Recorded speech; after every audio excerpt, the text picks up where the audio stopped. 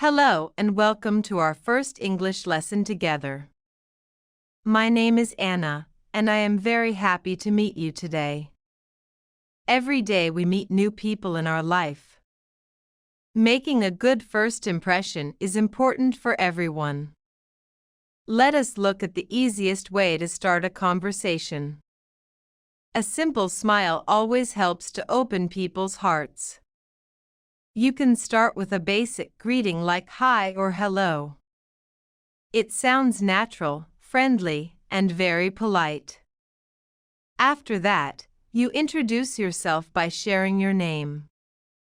For example, I usually say, I am Anna. You can also use the phrase, my name is. Both options are perfect for everyday communication. Then, it is polite to ask about the other person. What is your name is the standard question. Listen carefully when they give you their answer. It shows that you truly respect your new friend. Next, you should say something nice to them. The classic phrase is, nice to meet you. Another great variation is, pleased to meet you. These words make the atmosphere comfortable and warm. People enjoy hearing that you like talking to them. Sometimes you meet people in a formal business situation. In the morning, you can choose to say good morning. Use good afternoon during the middle of the day. Good evening is appropriate after the sun goes down. These formal greetings work well with your boss or teachers. Beginners often feel nervous during this first step. Please remember that mistakes are part of the learning process. Take a deep breath and speak with confidence. Let us move to the next part of our introduction journey. People usually want to know where you come from. This information helps others understand your background and culture. I want to tell you a small story about my hometown. I was born in a small, beautiful city near the Green Mountains. The nature there is absolutely wonderful and peaceful. To share this in English, I use a specific phrase. I say, I am from a beautiful country. You can name your own country or your favorite city instead. Another good way to say this is, I come from. It sounds very elegant and fluent in a conversation. Currently, I live in a big, exciting city with many historic buildings. My apartment is small but very cozy and full of books. So, I can say, I live in a wonderful place. This sentence explains your current location to your new friends. Sometimes people ask you about your nationality directly. You can answer, I am Ukrainian or I am Spanish. It is a quick way to share your identity with others.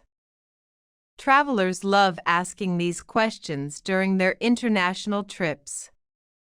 It helps to find common interests and start long discussions. Imagine you are sitting in a cafe in London. A kind stranger asks about your beautiful accent. You can proudly tell them about your home country. Describe the weather there or mention the traditional food. Simple descriptions are best for level A1 and A2 learners. You do not need complex grammar to be interesting.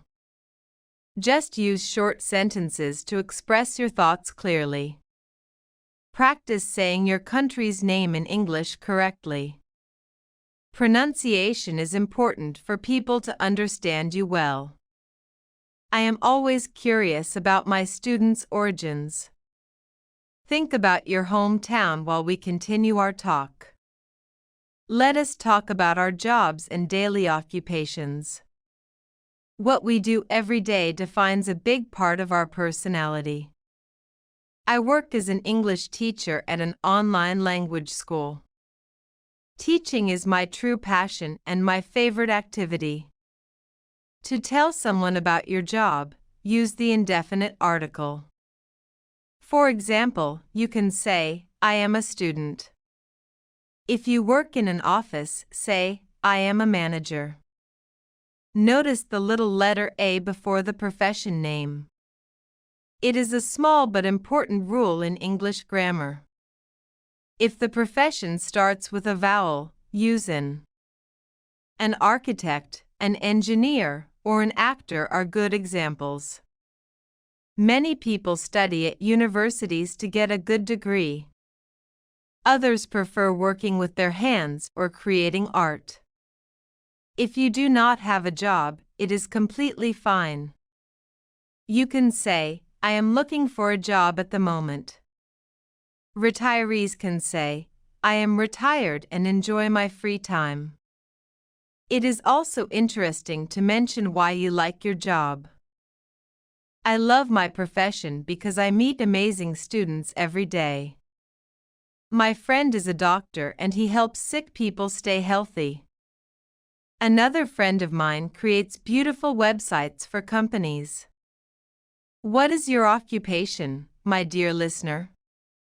Try to translate your job title into English today. Write it down on a piece of paper to remember it.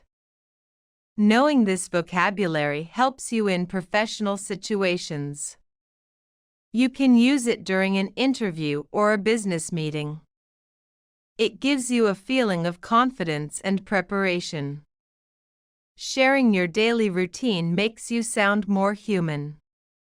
We all have duties, dreams, and professional goals. Talking about work is a great bridge to friendship. Let us discover how to talk about our free time next. Life is not only about work and serious duties. We all need relaxation, entertainment, and fun hobbies. In my free time, I love reading classic novels and walking outside.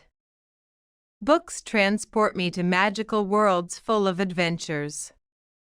To share your interests, you can use very simple verbs. The easiest phrase is, I like swimming or I love cooking. You can also say, my hobby is photography.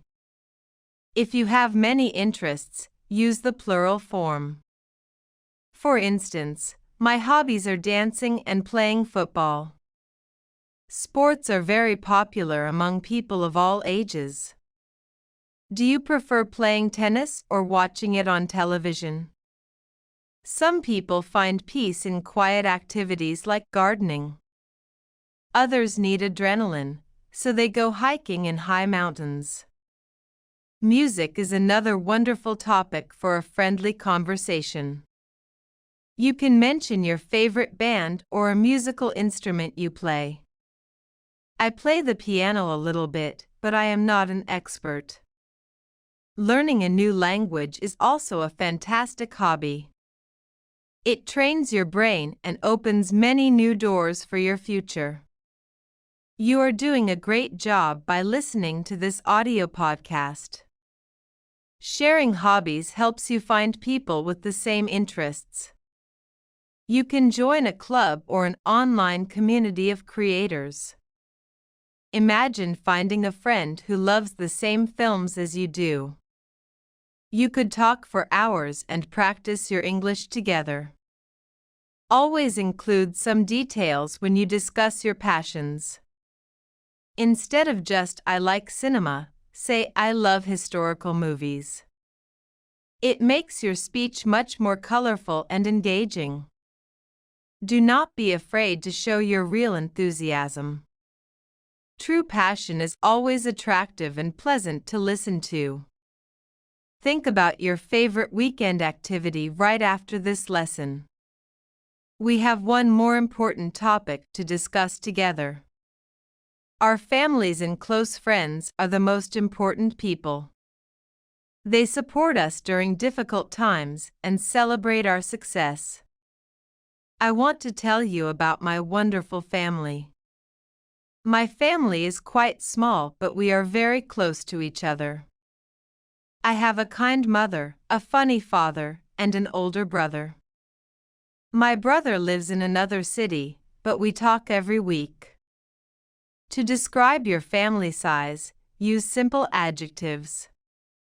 You can say, I come from a big family.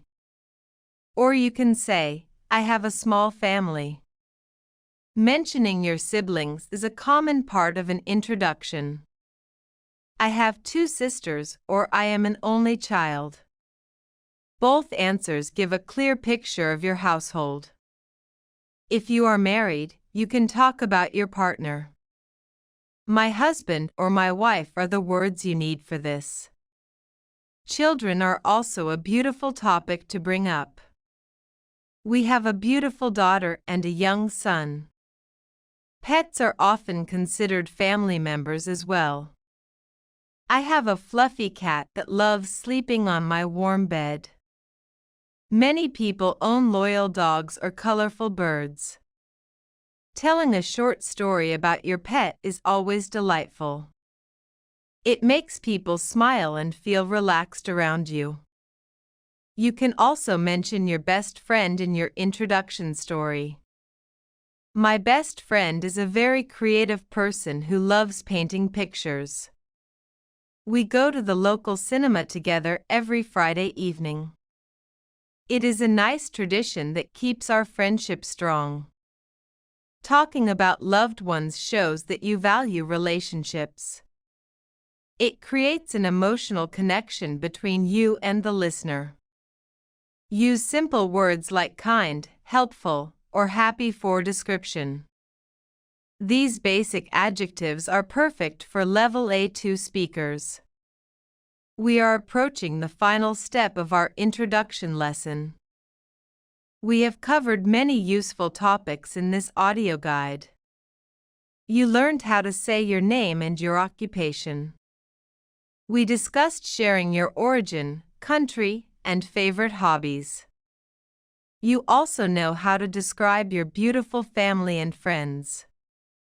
All these elements create a complete and interesting introduction. The final step of any conversation is saying a polite goodbye. You should always end your dialogue on a positive note. It leaves a good lasting impression on the other person. A very common phrase is, "It was nice talking to you."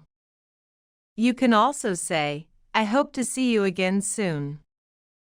This sentence shows that you want to continue the relationship. If you are leaving a business meeting, choose formal words. "Thank you for your time" is an excellent choice for colleagues. "Have a productive day" sounds professional and very polite. For casual friends, simpler phrases work much better. You can just say, "Take care" or "bye-bye." "See you later" is another popular idiom among young people. Choosing the right closing depends on your specific situation. Remember to smile when you say your final words. Body language is just as important as spoken words. Your positive energy can be felt even through your voice. Practice all these 6 steps as often as possible.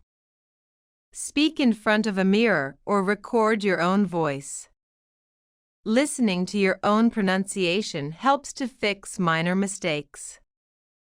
Be patient with yourself because language learning takes time. You are creating a great foundation for your future communication. Thank you so much for listening to my English podcast today. You did an amazing job and I am proud of your progress. I wish you good luck with your daily English studies. Goodbye for now, and see you in the next audio lesson. Write 1 English word in comments. 5 people get 10 English lessons free.